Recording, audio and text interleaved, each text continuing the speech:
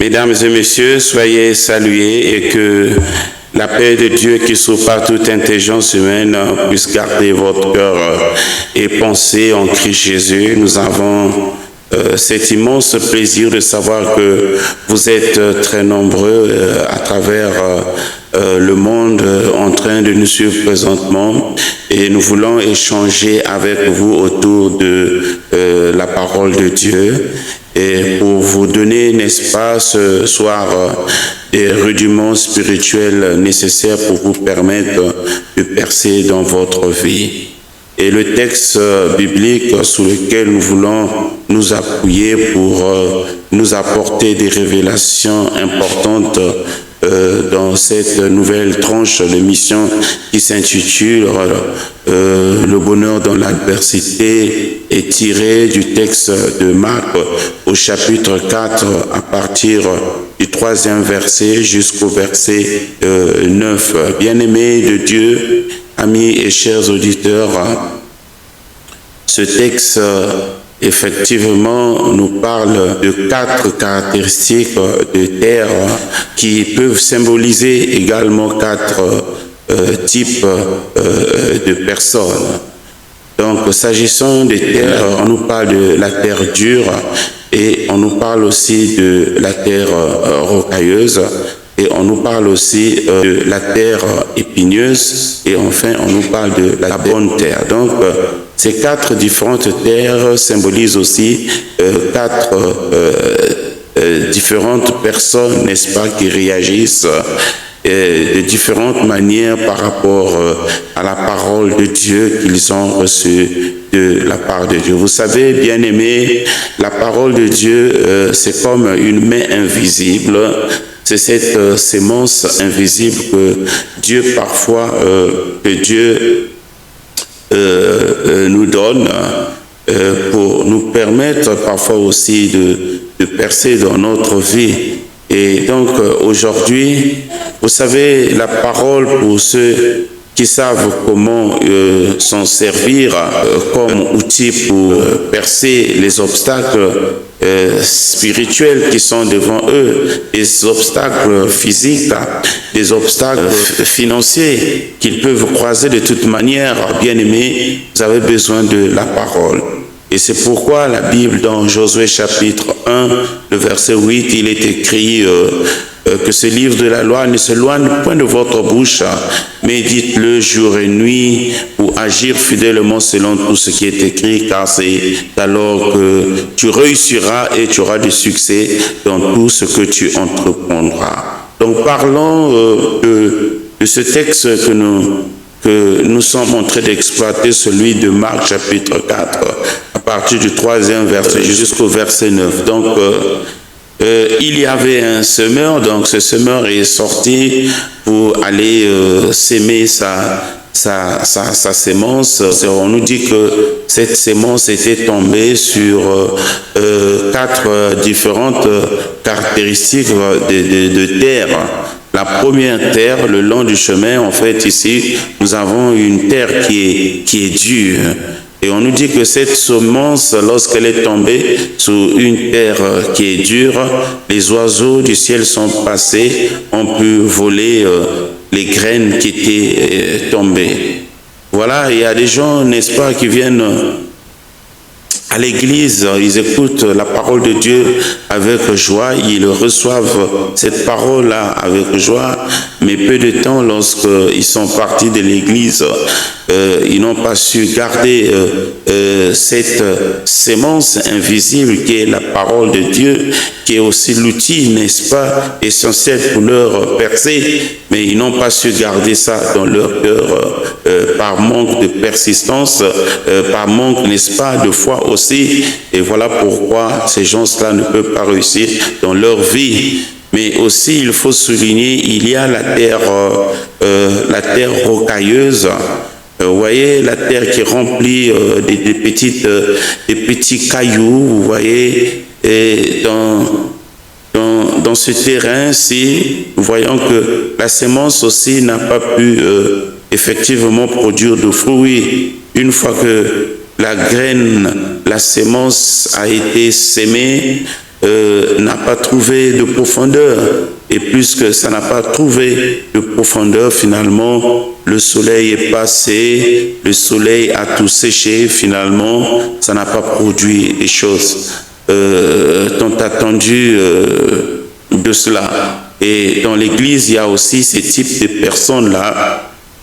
Ils reçoivent la parole de Dieu, mais par manque de persistance, toujours par la foi, n'est-ce pas? Qu'est-ce qui se passe finalement lorsqu'ils font face aux épreuves difficiles, aux obstacles difficiles de leur vie? Ils peuvent facilement lâcher prise.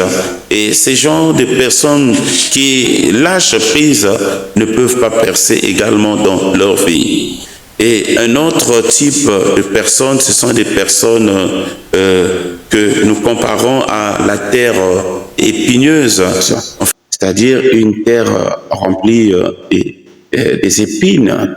Et vous voyez à ce niveau, une fois que cette sémence a été sémée, normalement le but de la sémence est de devenir une plante qui doit produire dans le futur des fruits que le Seigneur normalement attend de nous.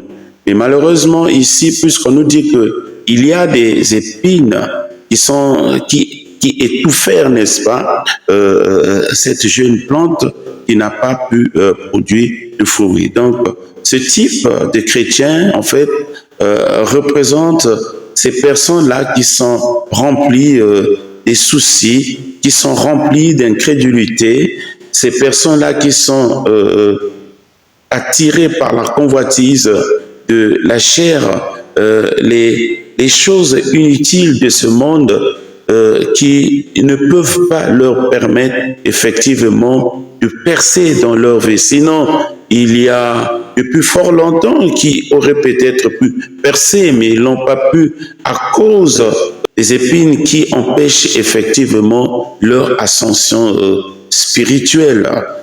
Bien-aimés, amis et chers auditeurs, une autre partie, on nous dit, de sémence était tombée sur la bonne terre. Seulement que le résultat que cette sémence a donné, c'est que elle est devenue une jeune plante qui a poussé et qui est devenue, n'est-ce pas, un arbre qui a produit de fruits. Et ici, on nous parle également au nombre de 30, au nombre de 60, au nombre de 100. Donc, vous voyez, le but de la sémence, c'est de produire de fruits. Bien-aimés dans le Seigneur, amis et chers auditeurs, vous qui me suivez partout à travers le monde, je sais que vous accordez beaucoup d'intérêt à cette émission parce que, vous savez, il y a des gens qui font face à des différentes épreuves, à des différents obstacles qui n'arrivent pas à percer parce que ils manquent, n'est-ce pas, de persistance dans leur foi et par conséquent, ils ne peuvent pas réussir parce que à cause des obstacles qu'ils ont pu croiser dans leur vie. Bien-aimés de Dieu, amis et chers auditeurs, en tout cas, ne vous laissez pas emporter à tout vent de doctrine. Ne vous laissez pas balloter à tout vent de doctrine, mais soyez enracinés en la parole de Dieu, la parole pure, la parole vivante de Dieu, qui est susceptible de produire des résultats, qui est susceptible de changer le cours de l'existence. La Bible dit que la parole de Dieu, la parole de l'Éternel est comme un marteau qui brise le roc. Donc, vous voyez, à partir de la parole que vous possédez en vous, vous avez un outil spirituel qui peut vous permettre de briser, n'est-ce pas, vos obstacles spirituels, physiques, vos obstacles sous toutes leurs formes, disons-le clairement ici. Mais puisque vous manquez cet outil essentiel-là, vous manquez cet outil essentiel qui peut vous permettre de percer, d'aller de l'avant. C'est la raison pour laquelle, jusqu'à ce stade, vous êtes bloqué. Mais la Bible nous donne un exemple tangible, un exemple palpable, celui de Joseph dans la Bible. Vous savez, Joseph a dû traverser de nombreux obstacles dans sa vie. Mais parce qu'il a été enraciné en la parole de Dieu, parce qu'il a fait preuve de persistance dans la foi, parce qu'il a été attaché à Dieu, malgré les épreuves, malgré les embûches qu'il a croisées, telles que ses frères l'avaient jeté dans un puits, parce que le but était de le neutraliser complètement pour qu'il ne voie pas ses rêves enfanter quelque chose. Mais ils ont pensé que, bon, écoutez, bon, c'est notre frère, même si nous le tuons, bon, nous n'allons pas gagner quelque chose, mais c'est un peu d'en tirer un peu, beaucoup plus de profit. Voilà pourquoi ils vont le vendre. Ils l'ont vendu et Potiphar va l'acheter, n'est-ce pas? En Égypte, on était exercé dans la maison de Potiphar en tant qu'entendant. La femme de Potiphar, voyons comment est-ce que Joseph était élégant, était beau. La femme a trouvé que non, voilà, c'est ce type-là, c'est ce mari-là qu'il me fallait. Et cette femme a cherché à coucher avec Joseph. Mais Joseph, tellement qu'il était enraciné dans la parole de Dieu, tellement qu'il aimait Dieu, tellement qu'il craignait Dieu, tellement qu'il était fidèle dans sa marche, dans sa conduite avec le Seigneur, il n'a pas lâché prise. Mais au contraire, il a pris fuite. Mais dans cette fuite-là, il va laisser son habit, l'habit qui sera une preuve tangible dont la femme de Potiphar va se servir pour mieux clouer Joseph. Mais malgré cette tentative, c'est vrai que Joseph sera jeté en prison. Mais ici, la prison n'était qu'un chemin pour que Joseph puisse trouver une opportunité de se retrouver dans le palais royal, gouverné par Pharaon lui-même, pour une percée future dans sa vie. Et ici, nous voyons Joseph a été élevé au rang de premier gouverneur dans sa vie. Vous voyez, de berger, il est passé esclave. De l'esclave, il est passé prisonnier. Et de prisonnier, il est passé au rang de gouverneur. Mais pourtant, il est passé par des obstacles difficiles, où il ne pouvait voir aucune issue. Mais malgré ces difficultés qui se sont imbriquées les unes sur les autres, Joseph a vu, au travers de ces difficultés, une opportunité de percer, et il a su percer. Oh, j'aimerais dire à quelqu'un, ne vois pas toujours au travers de tes différentes épreuves que tu traverses présentement, que vous ne pouvez plus avancer. Au contraire, voyez au travers de ces épreuves-là, de toutes vos difficultés que vous traversez sous le plan financier, sous le plan économique, sous le plan social, sous le plan spirituel, dans toutes les formes des épreuves ou d'obstacles, voyez toujours une opportunité de percer. Et c'est ce que Joseph a vu. Pendant que ses frères voyaient que nous avons fini avec son histoire, nous avons fini avec ses revers, mais Joseph, lui, il a vu une opportunité de réussite, de percée, de succès. Et je crois que, bien-aimés dans le Seigneur, vous qui me suivez présentement, laissez-moi vous dire, au travers de vos difficultés, au travers de vos épreuves que vous êtes présentement en train de traverser, il y a une opportunité de succès, il y a une opportunité de réussite. Simplement, persévérez dans la foi, placez votre entière confiance en le Seigneur et vous allez réussir. C'est pourquoi dans Philippiens chapitre 4, le verset 13, il est écrit « Je puis tout par celui qui me fortifie ». Celui qui me fortifie, c'est Jésus. Celui qui me fortifie, c'est Jésus. À cause de Jésus, vous irez loin.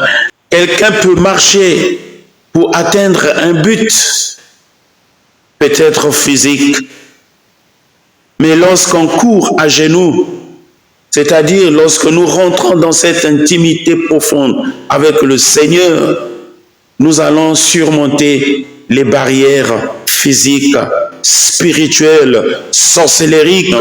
Et j'allais dire à quelqu'un, s'il y a une interférence spirituelle dans ta vie, dans toutes tes prières, dans toutes tes actions, s'il y a des interférences spirituelles, des interférences sorcellériques qui t'empêchent d'avancer, qui t'empêchent de trouver des opportunités de succès, de réussite, de gloire, au nom de Jésus, en vertu de l'autorité qui m'est conférée ce soir, alors que tu m'écoutes, que tu m'accordes ton attention soutenue, que ces barrières par le marteau spirituel qui est la prière soient brisées présentement au nom puissant de Jésus. Que tes barrières soient brisées. Ce que tu n'arrivais pas à faire, fais-le présentement. Avance, perce dans ta vie au nom de Jésus.